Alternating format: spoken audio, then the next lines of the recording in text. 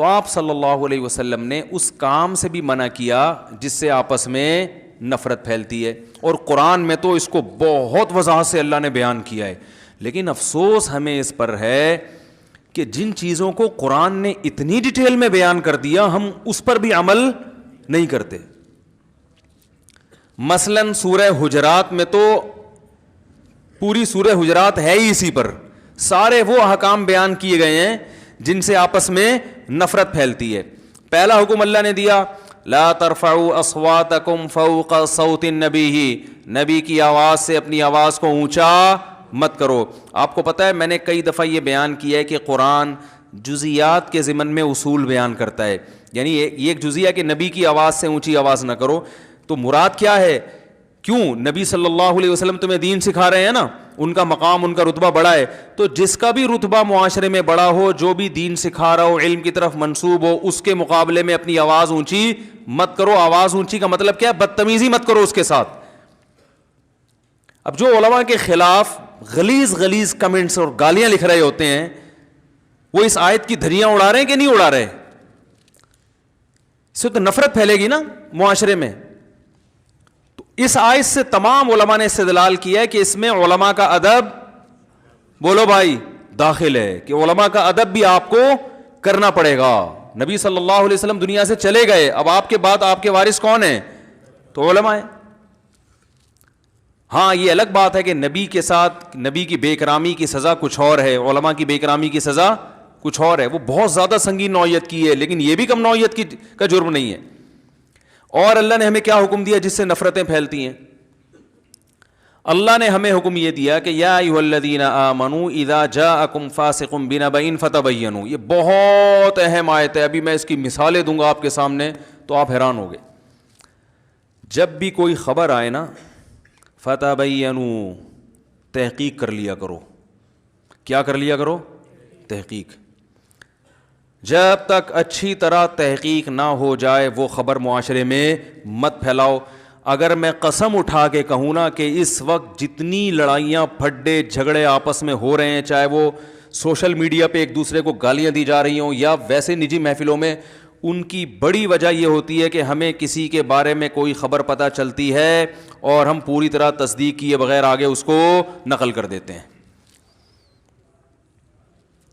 صحت کے حوالے سے چاہے وہ خبر ہو, کسی سیاسی لیڈر کے حوالے سے ہو, فوج کے حوالے سے ہو, ایجنسی کے حوالے سے ہو, اپوزیشن کے حوالے سے ہو, کسی عالم کے حوالے سے ہو, کسی بھی شخص کے حوالے سے ہو, پوری طرح تحقیق نہیں ہوتی اور وہ خبر مارکیٹ میں پھیل جاتی ہے.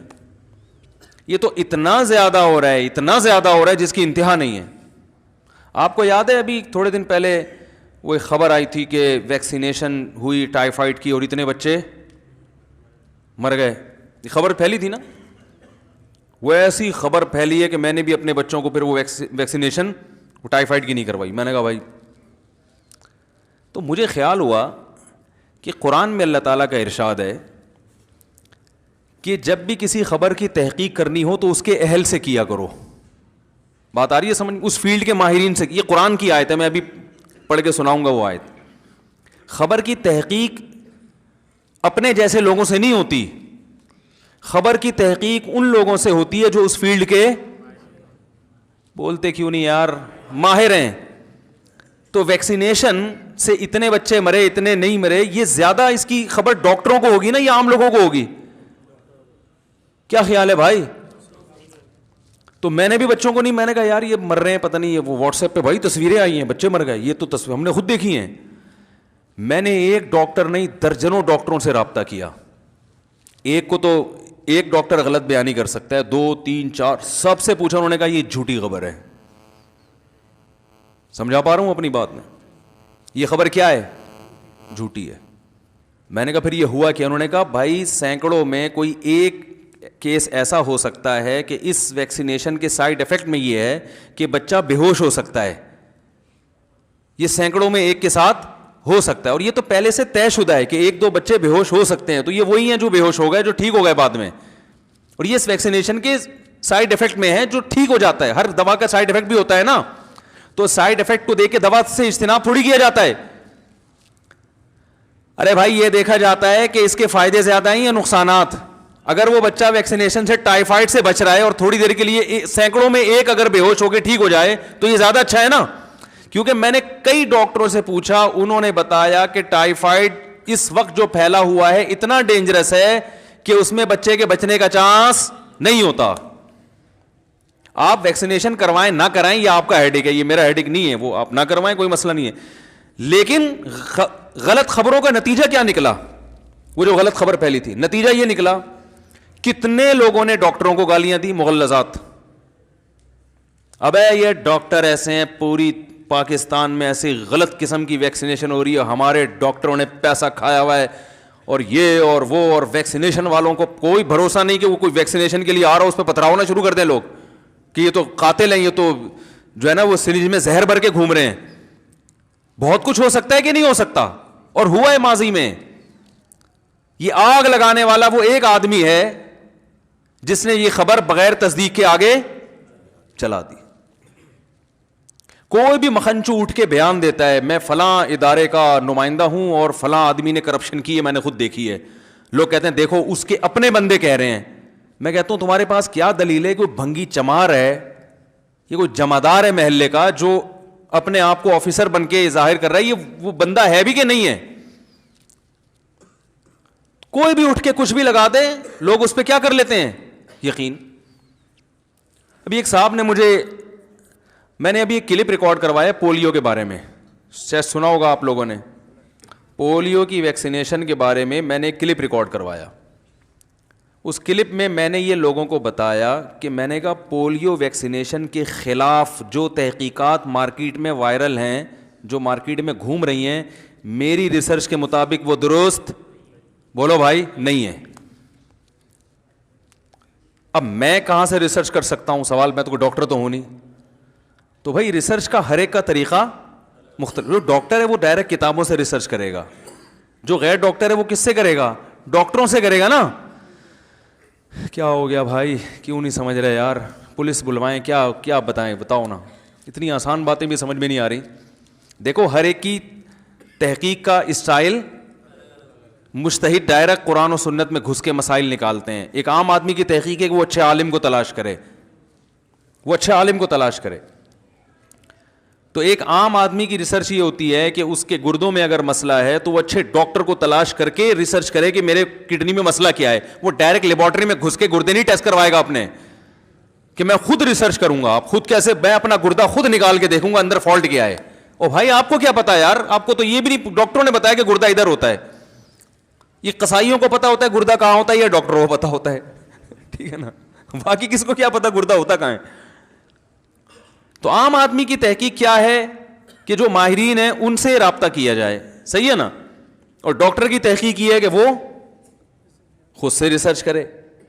تو میں نے ایک بیان ابھی ریکارڈ کروایا تھا پولیو کی ویکسینیشن کے بارے میں کہ بھائی ہم بھی پہلے بڑے بدگمان تھے, لیکن جب ہم نے ڈاکٹروں سے رابطہ کیا, بہت بڑے بڑے ڈاکٹروں سے پوچھا, اور جو اعتراضات کیے جاتے ہیں, یہ سوال پیدا ہوتا ہے امریکہ میں کیوں نہیں پلائی جاتی, وہاں فلانی جگہ کیوں نہیں پلایا جاتا, اور یہ گن پوائنٹ پہ کیوں پلائے جاتے ہیں, اور اس سے بڑی بڑی بیماریاں موجود ہیں ان پہ ان کی ویکسینیشن نہیں ہے. پولیو تو ہمارے ملک میں ویسے بھی بہت تھوڑا ہے, تو اس کی ویکسینیشن کیوں ہے, وغیرہ وغیرہ.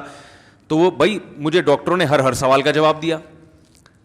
یہاں تک کہ ایک مولانا صاحب نے 100-150 صفحوں کی پولیو کے خلاف کتاب لکھی. وہ ڈاکٹر صاحب ان کے پاس پہنچ گئے, وہ کتاب ابھی شکر ہے مارکیٹ میں چھپ کے آئی نہیں تھی, ان کے پاس پہنچ گئے, ان کو ان کے ایک اشکال کا جواب دیا. تو ان مولانا صاحب نے کتاب چھاپنے کا ارادہ ختم کر لیا. انہوں نے کہا میں مطمئن ہو گیا بھائی, میں ایک سوال رہ گیا تھا کہ بھائی اس کی ریسرچ کی ہمیں اجازت کیوں نہیں ہے. تو انہوں نے کہا میں لیبارٹری میں ریسرچ کر کے بھی دکھا دوں گا آپ کو, ٹھیک ہے نا. تو اب اس پہ لوگ مجھ سے یہ سوال کرتے ہیں کہ یہ پولیو کے بارے میں آپ کو بیان, یقیناً میرا ٹاپک نہیں ہے, لیکن پولیو کے خلاف جتنے بیانات آپ کو ملیں گے وہ بھی علماء کے ملیں گے. تو یہ ہمارا ٹاپک زبردستی بنا دیا گیا ہے. اب جب یک طرفہ لوگ بیان سنیں گے علماء کی طرف سے تو لوگوں کا مائنڈ ایک طرف ہو جائے گا نا, لوگ سمجھیں گے یہ علماء کا متفقہ فیصلہ ہے. تو دوسری رائے بھی آنی چاہیے تاکہ لوگ یہ سمجھیں کہ یہ علماء کا متفقہ فیصلہ نہیں ہے, اس میں دوسری رائے بھی ہے. کون سی صحیح ہے کون سی غلط ہے وہ تو اختلاف رائے, ہو سکتا ہے وہ رائے صحیح ہو, ہمیں ابھی تک صحیح پوری تحقیق نہ ہوئی ہو. ہم ان علماء کا پوری طرح احترام کرتے ہیں جو پولیو ویکسینیشن کے خلاف ہیں, لیکن ہماری ایک رائے جو ہم نے دے دی. اب میں آپ کو بتا رہا ہوں خبریں کتنی غلط پھیلتی ہیں. میں نے اتنی تحقیق کے بعد بھی اس ریسرچ میں لوگوں کو یہ بتایا, میں نے کہا کہ امریکہ میں اس لیے نہیں پلائے جاتے کہ وہ پلا کے فارغ ہو چکے ہیں, یو کے میں اس لیے نہیں پلائے جاتے کہ وہ ویکسینیشن کروا چکے ہیں. اللہ کی قدرت کہ ابھی میں نے ریکارڈنگ ختم کروائی, تھوڑی دیر میں امریکہ سے ایک بہت بڑے ڈاکٹر کا فون آیا جو کئی ہفتوں سے مجھ سے رابطے کی کوشش میں لگے ہوئے تھے. میں نے ان کو وہ ٹائم دیا تھا کہ چلو اس وقت میں آپ سے بات کروں گا. فون آیا, میں نے فون اٹھایا. بہت بڑے ڈاکٹر تھے, مختلف ملکوں میں یو ایس اے کی طرف سے ان کے لیکچر ہوتے ہیں مختلف یونیورسٹیوں میں. میں نے ان سے کہا کہ ڈاکٹر صاحب میں نے ایک کلپ ریکارڈ کروایا ہے, یہ جو میں نے سوال کا جواب دیا کہ امریکہ میں پہلے پلا چکے ہیں یہ ویکسینیشن لہذا اس لیے نہیں پلائی جاتی, تو میں نے کئی ڈاکٹروں سے تصدیق کی ہے, تو آپ بھی بتا دیں. انہوں نے کہا بھائی کس نے کہا کہ نہیں پلائی جاتی, اب بھی پلائی جا رہی ہے. بس سمجھے, یہی قطرے جو یہاں آپ لوگوں کو پلائے جا رہے ہیں وہی قطرے امریکہ میں بھی پلائے جاتے ہیں. میں نے کہا ڈاکٹر صاحب کسی نے الو بنا دیا ہوگا آپ. کہہ رہے بھائی میں اپنے بچوں کو خود پلا کے آیا ہوں یار. میں آپ کو بتا رہا ہوں کہ ہمارے ہاں کتنی غلط چیزیں پھیلتی ہیں. سمجھ میں آ رہی ہے بات؟ نہیں آ رہی سمجھ میں؟ ساری دنیا میں مشہور ہوا ہے کہ وہاں نہیں پلائے جاتے ہمیں کیوں پلا رہے ہیں, وہاں ہی نہیں پلائے جاتے ہمیں کیوں پلا رہے ہیں. او بھائی وہاں بھی پلائے جاتے ہیں, وہ یہی قطرے خود بھی پی رہے ہیں ہم کو بھی پلا رہے ہیں. میں نے کہا نہیں ڈاکٹر صاحب کوئی مسئلہ ہوگا. پھر میں نے اپنی جو ویب سائٹ ہے نا اس کا ایڈمن احمد طالب صاحب جو میرا یہ پورا بیان چلا رہے ہیں, وہ بھی امریکہ میں ہی اس کو فون کیا. میں نے کہا میں بھائی یار یہ ذرا ریسرچ کر کے بتاؤ کہ امریکہ میں بھی پولیو کے قطرے پلاتے ہیں. اس نے کہا میں خود اپنے بچوں کو پلا کے آیا ہوں, اسکول میں ایڈمیشن نہیں ملتا جب یہ قطرے نہ پلائے جائیں. ابے یہ کیا ہو رہا ہے؟ میں نے کہا ہم ہیں وہیں دنیا میں ہم نے مشہور کیا ہوا ہے وہاں نہیں پلائے جاتے یہاں پلائے جاتے ہیں. پھر پرسوں یو کے سے ایک ڈاکٹر آئے, کینسر کے اسپیشلسٹ ہیں, حضرت مفتی تقی عثمانی صاحب سے ان کا اصلاحی تعلق بھی ہے, اور کینسر کے اسپیشلسٹ اتنے بڑے ہیں کہ وہاں کینسر کے بارے میں جو ریسرچ سینٹر ہے اس میں جاب کرتے ہیں, وہ ریسرچ ان کا کام ہے. اور امریکہ کی طرف سے یونیورسٹی کی طرف سے ابھی مختلف ملکوں کے دورے پر ہیں, مختلف میڈیکل کالجز میں ان کے لیکچر ہو رہے ہیں بڑی بڑی یونیورسٹیوں میں. اسی لیکچر کے سلسلے میں آئے ہوئے تھے, انہوں نے ٹائم لیا, میں نے ان کو ملاقات کا ٹائم دیا. میں تو اپنے فائدے کے لیے بھی ٹائم دیتا ہوں بعض دفعہ. میں نے کہا یہ ڈاکٹر بڑے پہنچے ہوئے ہیں اور دیندار بھی ہیں, ان کے کینسر کے بارے میں بہت معلومات ہیں ان کو میں نے بٹھایا. میں نے ان سے یہ سوال کیا, انہوں نے کہا بھائی وہاں تو اتنا ضروری ہے کہ اس کے بغیر اسکول میں بچوں کو ایڈمیشن نہیں ملتا. یو کے کی رپورٹ بھی سامنے آ گئی. تو میرا مقصد ابھی پولیو نہیں ہے, آپ کی مرضی پلاؤ نہ پلاؤ وہ آپ کا ہیڈ ایک ہے. میرا مقصد ہے بھائی جو ریسرچ کرنی ہو نا تو جو ماہرین ہیں نا اس فیلڈ کے ان سے جا کے پوچھا کرو. سمجھ میں آ رہی ہے بات؟ تو گن پوائنٹ پہ اس لیے پلا رہے ہیں کہ تمیز سے پیتے نہیں ہیں. امریکہ میں تمیز سے پی لیتے ہیں, وہاں کوئی رینجر والے نہیں آتے پلانے کے لیے. پھر بھی آپ پلائیں نہ پلائیں, لیکن اگر ریسرچ کرنی ہے تو ان دونوں چیزوں کو سامنے رکھیں, ان ڈاکٹروں سے تو ملیں کم از کم. اور یہ بات یاد رکھو, عوام کے پاس جب خود تحقیق کا کوئی ذریعہ نہ ہو تو دنیا میں اصول اور ضابطہ یہ کہ پھر جمہور کے قول کو لینا چاہیے, یا تو خود محقق ہونا پھر تو ٹھیک ہے, جب نہیں ہے تو زیادہ تر لوگوں ایک جس طرف جا رہے ہوں ان کی غلطی کا امکان کم ہوتا ہے, کم لوگ جس طرف جا رہے ہیں ان کی غلطی کا امکان زیادہ ہوتا ہے. علماء نے عوام کے بارے میں ایک اصول بیان کیا ہے, اگر کسی مسئلے میں اختلاف ہو جائے کسی مسئلے میں اور عوام کو سمجھ میں نہ آ رہا ہو اس میں کون سے عالم درست ہیں, تو انہوں نے کہا اہل حق میں جو جمہور ہیں ان کے قول کو. لیکن جمہور سے مراد وہ جو اس فیلڈ کے ماہر ہوں, ہر عالم ہر فیلڈ میں ماہر نہیں ہوتا, جو اس قسم کے مسائل میں جو ماہر ہیں ان میں سے اکثر کے قول کو لیا جائے گا. اور یہ دنیا کے بہت سارے ممالک میں تو یہ لا ہے. دیکھیں نا اسمبلی میں بھی اکثریت پہ فیصلہ کیا جاتا ہے نا, تو لوگ کہتے ہیں اکثریت تو غلط ہوتی ہے. اکثریت ہمیشہ غلط نہیں ہوتی. یہ جب آیت نازل ہوئی نا کہ اکثریت کے پیچھے چلو گے گمراہ ہو جاؤ گے, یہ اس وقت نازل ہوئی ہے جب اکثریت کفر اور بت پرستی اور شرک میں مبتلا تھی. مسلمانوں کی اکثریت, اس فیلڈ کے ماہرین کی اکثریت غلط ہوگی, اس کے بارے میں قرآن و سنت میں ایسی کوئی دلیل نہیں ہے. تو اب آپ خبریں دیکھیں کیسے الٹی خبریں, کیسی الٹی خبریں. فارمی چکن کے بارے میں خبر پھیلتی ہے, ڈاکٹر امجد صاحب کے حوالے سے خبر پھیلی فارمی چکن میں یہ فارمی چکن کھاؤ گے تو یہ جو تم مرغیاں کھا رہے ہو کینسر ہو رہا ہے, فلانا ہو رہا ہے. میں خود بھی بیان کر چکا ہوں اس پر, وہ سارے بیان میں نے یوٹیوب سے ہٹوایا. میں نے کہا بھائی ہٹا بھائی, فارمی چکن کو بلا وجہ ہم نے اتنا بدنام کر کے رکھ دیا یار. یہ فارمی مرغی جو ہے نا ہو سکتا ہے بری ہو, مجھے نہیں پتا بھائی, لیکن یہ کہ اتنی بری بھی نہیں ہے. جتنے ہم نے فارمی چکن پہ کفر کے فتوے لگائے ہوئے ہیں نا, ہوگی صحت کے لیے, ظاہر ہے جو آرگینک چیزیں ہیں یا دیسی چیزیں ان کا تو کوئی آلٹرنیٹ ہے ہی نہیں. تو اب وہ فارمی چکن کے بارے میں نے بہت ساری ریسرچ پڑھی ادھر ادھر سے, اور لوگ پڑھتے ہیں واٹس ایپ پہ پھیلاتے ہیں ایسی چیزیں. تو پہلے تو میں نے ایک چکن والے سے رابطہ کیا, میں نے کہا اتنی خطرناک خوراکیں آپ کھلا رہے ہو. اس نے کہا یار میرے پولٹری فارم آگے دیکھو کیا کھلا رہا ہوں اس کو, اور وہ ہمارے جاننے والے بھی ہیں, دوست بھی ہیں, کوئی گندی چیز نہیں کھلا رہے. ہاں بعض ایسا کرتے ہیں بلڈ کھلاتے ہیں اس کو, اس کی خوراک میں, وہ غلط کرتے ہیں, اس سے ہو سکتا ہے بیماریاں پھیلتی ہوں, لیکن یہ ہر ایک نہیں کر رہا یہ کام. خیر وہ ایک الگ قصہ ہے. پتہ چلا کہ جی ڈاکٹر امجد صاحب تو بڑے ڈاکٹر ہیں ماشاءاللہ, تبلیغ جماعت میں بھی ہیں, ان کی ریسرچ ہے فارمی چکن میں یہ تباہی, یہ فلانا, یہ ڈمکانا. تو وہ جو کینسر کے اسپیشلسٹ تھے نا, سب سے زیادہ مشہور ہے فارمی چکن سے کیا پھیلتا ہے, کینسر. تو وہ جو کینسر کے اسپیشلسٹ ہیں جو اسپیشلائزیشن کرواتے ہیں, یعنی اسپیشلسٹ کہنا بھی سے بھی اوپر کی چیز ہو گئی نا یہ تو.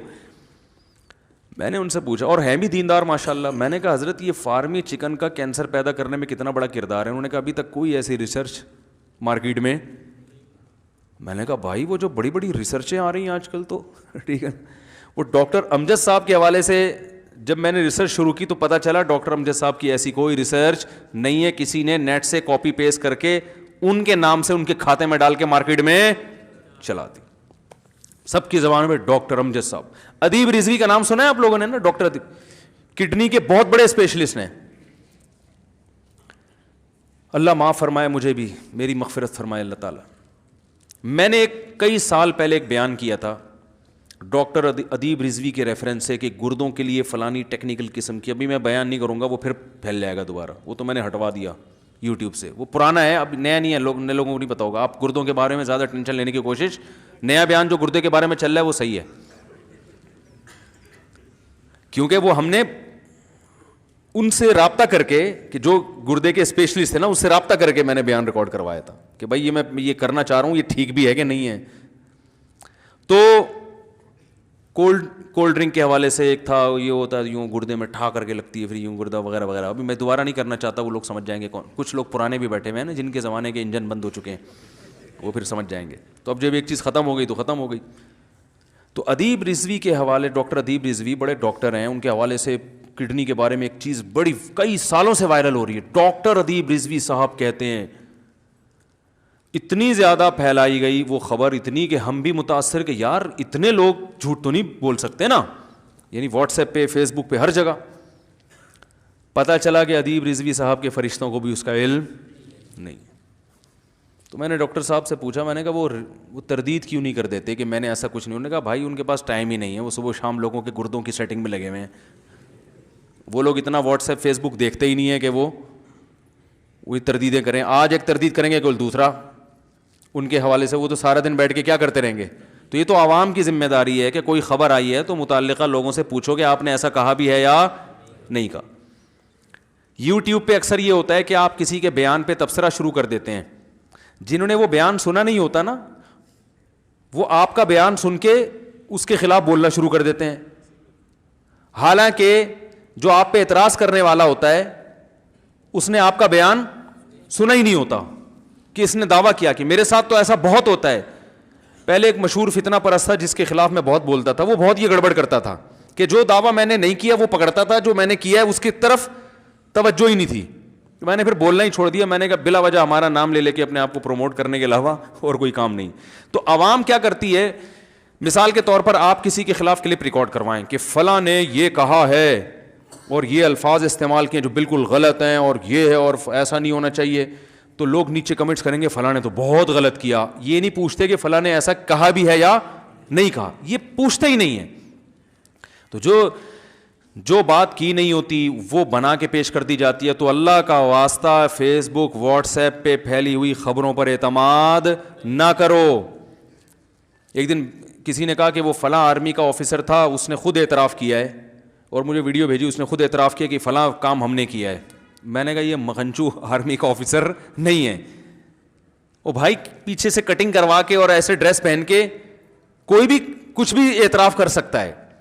اسی طرح کسی سیاسی لیڈر کے حوالے سے بھی, کسی سیاسی تنظیم کے حوالے سے بھی, اپوزیشن کے حوالے سے بھی. تو یہ سیاست میں بھی چل رہا ہے, ہر ڈاکٹروں میں بھی چل رہا ہے. آپ کہہ سکتے ہیں میں نے یوٹیوب پہ فلاں ڈاکٹر کی یہ تحقیق پڑھی ہے, آپ پہلے یہ تو تحقیق کرو کہ جو وہ ڈاکٹر ہے وہ ڈاکٹر ہے بھی کہ نہیں ہے. ابھی جو یو کے ڈاکٹر آئے تھے نا مجھ سے, یعنی ان سے میری ملاقات ہوئی, تو انہوں نے ایک بات بتائی. انہوں نے کہا انٹرنیٹ پہ ایک ڈاکٹر ہے بڑا مشہور, میں نے جیسے ہی نام لکھ کے سرچ کیا نا وہ ڈاکٹر صاحب آ گئے. انہوں نے کہا یہ ڈاکٹر نہیں ہے, یہ ڈاکٹر نہیں ہے اور ایک نمبر کا فراڈی ہے یہ.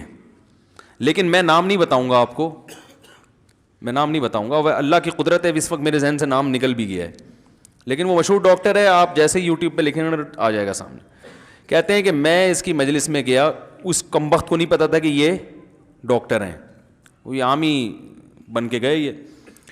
تو ایک حلقہ لگا ہوا ہے لوگوں کا, کسی نے پتہ نہیں کیا کہا میرے گھٹنے میں ایک تکلیف ہے ڈاکٹر صاحب, تو انہوں نے نسخہ نا اسٹائل سے بتاتے ہیں, آپ ایسا کریں 1 کلو دہی لیں,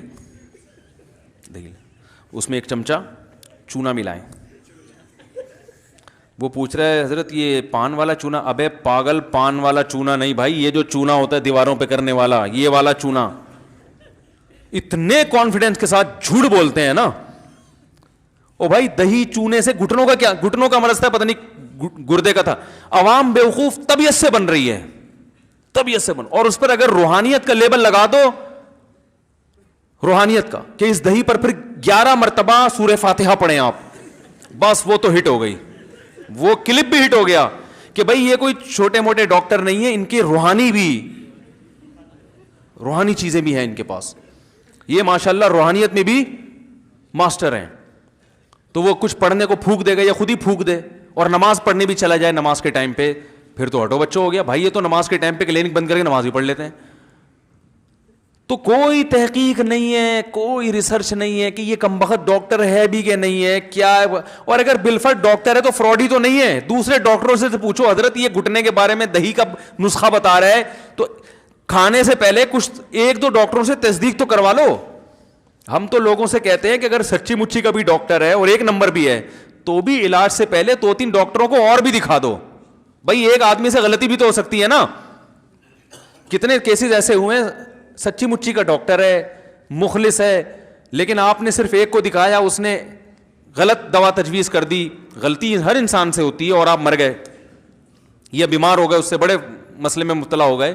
تو بھائی 2-3 کو دکھا لیتے. کوئی تحقیق نہیں ہے, فیس بک اور انٹرنیٹ کی خبریں پھیل رہی ہیں. اس کا نتیجہ کیا نکل رہا ہے؟ بدگمانیاں.